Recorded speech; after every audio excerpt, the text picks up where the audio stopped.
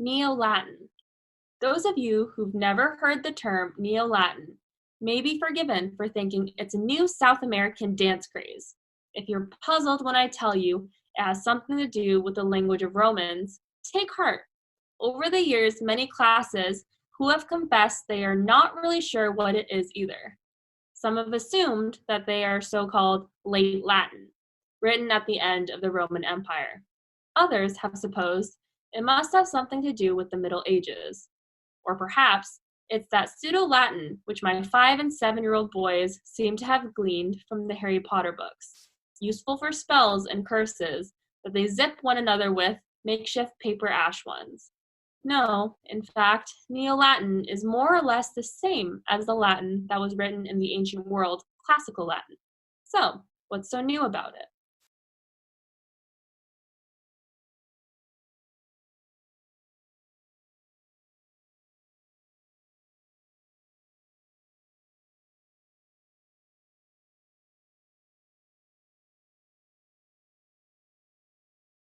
Working together, they figured out that if the government was going to propose some kinds of significant tax increases, which is a good strategy, require me to at least lie something like getting something for those big tax brackets, not seeing any results.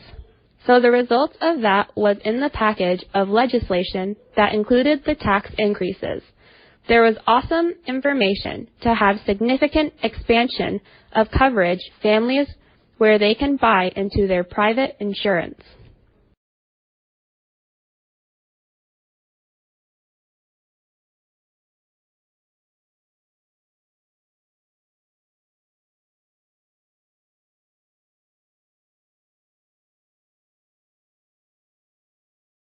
Well, basically just hitchhiking on the point.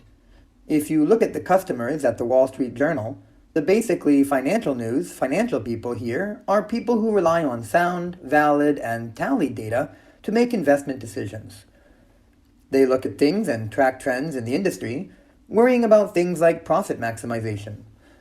If they even suspected that political issues and ideological issues from the editorial page were going to start affecting the flow of valid financial information.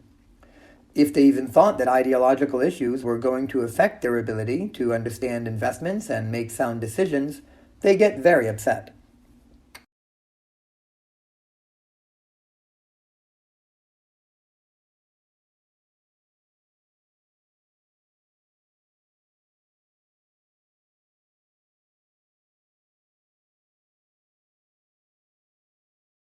There are some 250 million cars in America, 250 million cars in the country with just over 300 million people, and most of those vehicles, of course, are gas-powered. This poses a huge challenge given the limited supplies of all and the growing urgency of the global warming crisis. But there is good news, according to our guests today, and that is we have the know-how and the technology to build sleek, fast automobiles that don't use gasoline. These vehicles of tomorrow are powered by hydrogen, electricity, biofuels, and digital technology, and they already exist. So what's stopping us from putting them on the roads? Our guests today will help answer that.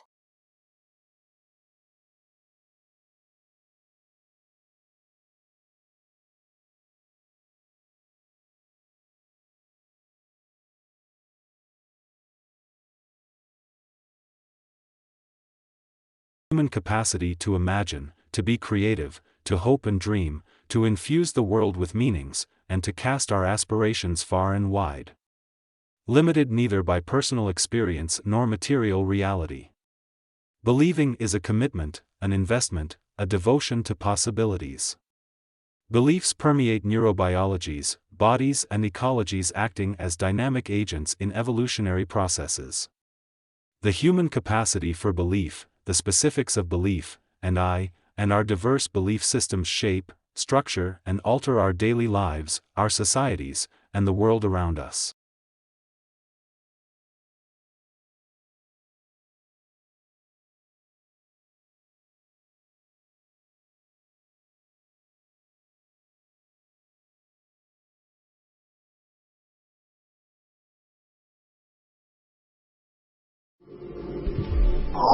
In planet formation, as in adolescence, you've got your late bloomers.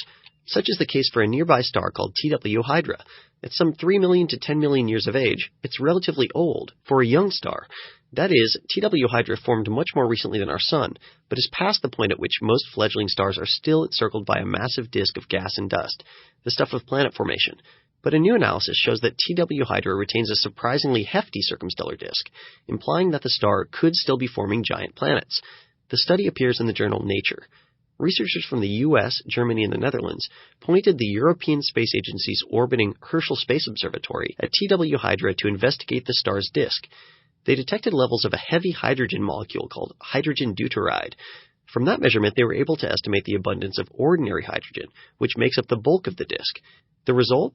TW Hydra still has enough raw material left to make 60 Jupiters or so, despite its maturity. For aging stars, then, perhaps 10 million is the new 30.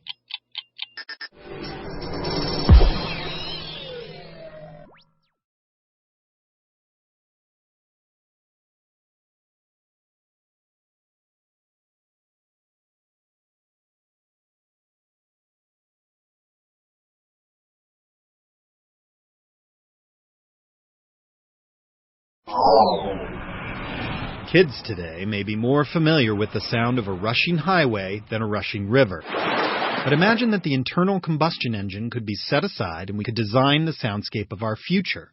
What oral environment would you choose for traffic? For the National Highway Traffic Safety Administration, the answer is that new cars should sound like old cars.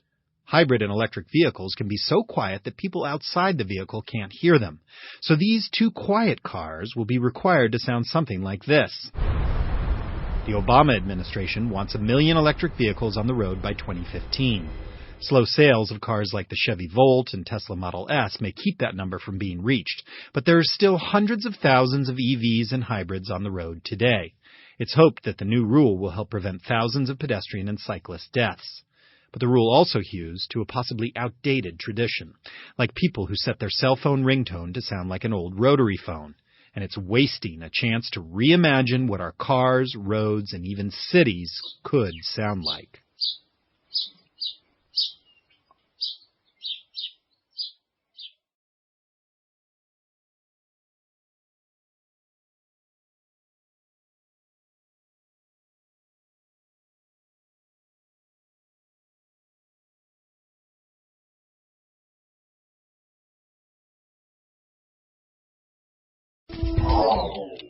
Birds face many man-made mortal threats. Windows, cats, habitat destruction, even climate change. And now there's poison in their birdseed.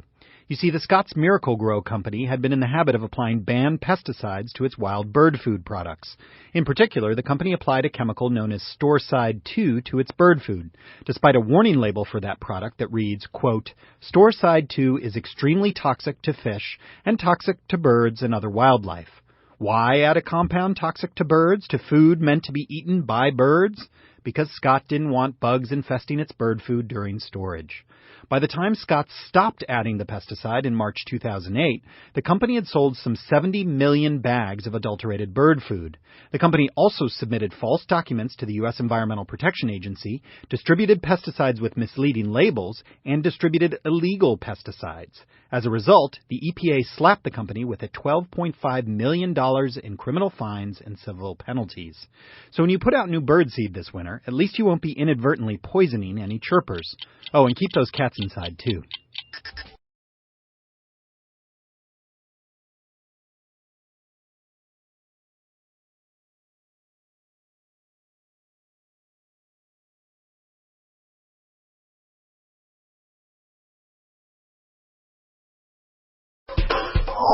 You've probably noticed you're more likely to catch a cold if you pull a lot of all-nighters. But lack of sleep can also compromise your immune system's response to vaccines, and in some cases, make the shots useless. So says a study in the journal Sleep. Researchers gave 125 healthy, middle-aged men and women the hepatitis B vaccine, a 3-part vaccine given at 1, 2, and 6 months. And during that time, volunteers tracked their sleep habits. 6 months after the final booster, researchers took blood samples to see if the patients had rallied sufficient numbers of antibodies against Hep B. 18 patients had not. The vaccine had failed. Turns out the vaccine was almost 12 times as likely to fail in volunteers who regularly slept fewer than 6 hours a night, compared to those who snoozed more than 7. Makes sense because previous studies have shown that sleep deprivation cuts numbers of B and T cells, which coordinate the immune system's attack on bad guys. So remember, vaccines aren't magic. You still need a good night's sleep to give them a fair shot.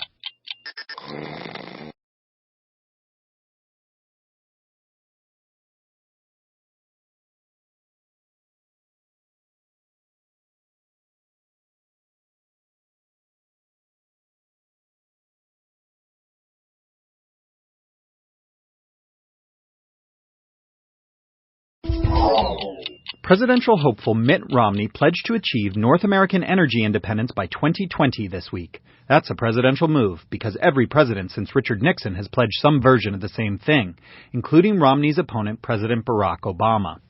Obama's version is called the all-of-the-above strategy: more domestic oil production to reduce imports, more electricity derived from wind, sunshine, and natural gas added to the U.S. grid, even more coal, as long as it has CO2 capture and storage attached. Romney's plan differs only in the details, that increased domestic oil production should come from drilling in the Arctic National Wildlife Refuge and other public lands, for example, as well as off the eastern seaboard. Both candidates love biofuels, even ethanol from corn. The candidates share another similarity as well, an inability to discuss climate change on the campaign trail. And global warming is one of the largest environmental results of U.S. energy policy, or for the past half-century, the lack of a coherent one. Until issues like climate change are included in the discussion, any energy plan is just a lot of hot air.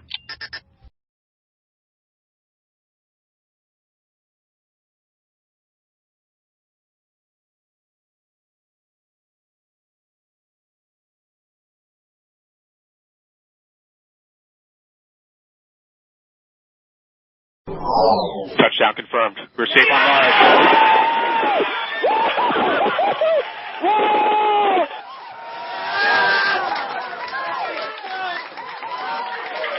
Time to see where our curiosity will take us. The control room at NASA's Jet Propulsion Laboratory, late in the evening of August 5th Pacific Time, when word arrived that the Curiosity rover had landed safely on Mars. The 1-ton rover, which dwarfs all Mars landers that came before it, will now spend a planned 2 years exploring the Martian surface. The mission is expected to cost $2.5 billion.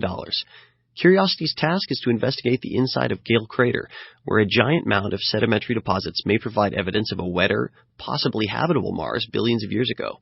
But first it had to survive an elaborate landing sequence, which appears to have gone smoothly. Curiosity landed on time and on target, and soon beamed back grainy photos of its wheels and its shadow. Given the car-like size of the rover and the challenges of landing on Mars, Curiosity's landing goes down as one of the greatest parking jobs in history.